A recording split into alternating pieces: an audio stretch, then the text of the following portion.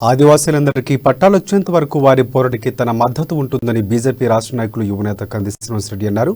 ఆదిలాబాద్ పట్టణంలోని survey number 72లో గల కుమరం భీం కాలనీలో ఆయన పర్యటించారు. గుడిసెకి తిరుగుతూ ఆదివాసీలు పడుతున్న కష్టాలు అడిగి తెలుసుకున్నారు.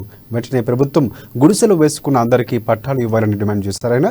అలాగే కాలనీలో విద్యుత్ సౌకర్యం, తాగునీరు, రోడ్లు లాంటి కనీస మౌలిక సదుపాయాలు కల్పించాలని డిమాండ్ చేశారు. ఆదివాసీలకు పోడు భూములు పట్టాలతో పాటు విద్యార్థులకు స్కాలర్షిప్లు, ఒంటరి మహిళలకు పెన్షన్లు, నిరుద్యోగులకు నిరుద్యోగ భృతి అందించాలని డిమాండ్ చేశారు.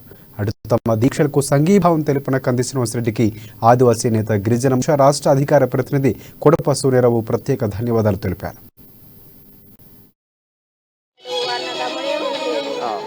ఇక్కడ గుడి చేసుకున్నావా? వేసుకో, ఏం కాదు. పట్ట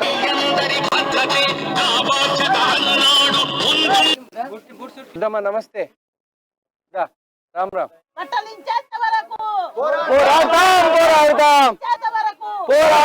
పోరాడతాం వెంటనే కల్పించాలి.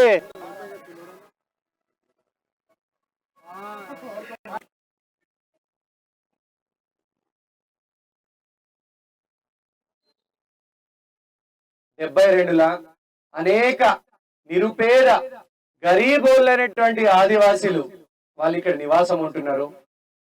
వారికి వెంటనే వారి పేరు మీద ఇండ్ల స్థలాలు, ఇండ్ల పట్టాలు ఇవ్వాలా, వాళ్ళ పేరు మీద ఇండ్లకు పట్టాలిచ్చి కరెంటు సౌకర్యం కల్పించాలా, ఈ కాలనీకి త్రాగునీటి సౌకర్యం కల్పించాలా,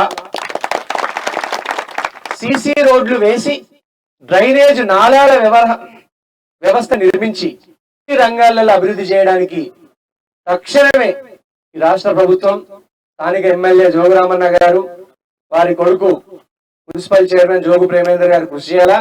లేదంటే ఆదివాసీల ఆగ్రహానికి బలి కావాల్సి వస్తుంది.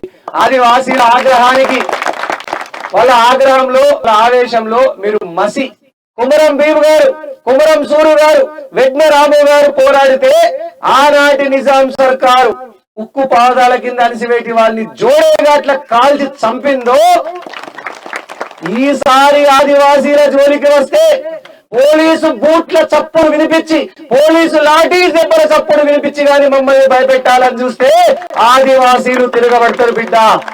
ఆదివాసీలు తిరగబడి మీ అహంకారానికి, అన్యాయానికి, అక్రమాలకు పలు